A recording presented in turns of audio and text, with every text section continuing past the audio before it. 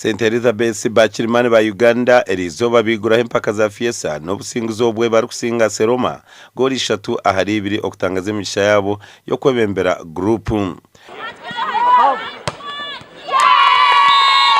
Timu zinde za Uganda zakora kurunchi on volleyball aho Ngora High School yasinga eya Nasuri eya Tanzania bushatwar kamwe kandi Bukedi ya Comprehensive yasinga ntayayo eya Namugongo bushatu aharkamo okusya Emizaano 2 erukusinga omuhoke Bweranyangi yatunga businguzi obwe erukusinga na Magunga abubiri ahari bushatu kandi Ntare School na St Mary's College Subi zagwa kikazi 2 ahari 2.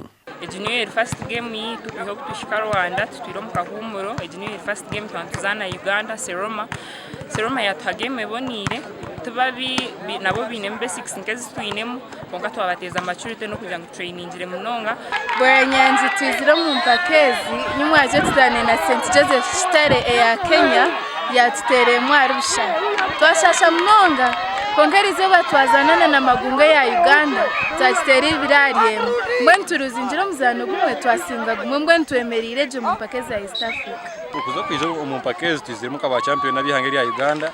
so nukuzana nege shantuzana kaba champion so nukuzana kwitusubira kugira ngo twanduka Uganda tushigare mu ngaro zito omukubaka kitende yasinga budo ahari 88 ari 32 okusemizana 2 ari kusinga omurugby jinja SS yasinga yara ya Kenya 2 ari 17 kandi basketball team za Uganda eziri mu kitende na bisunsa na budo zasinga eza Kenya na Rwanda kandi omupira gw'ebigere kitende yagwa kikazi na team ya Kiburu emwari yemwe amusi yagwa kikazi na Kitovu emwari yemwe kandi St Noah yasinga gatuzo ya Rwanda goremwe aharubusha Emizaano neyero kwa butunu ahativu wesika neja kuhendera orwa mukagoru gasha kwa Alozi yasibya mukama.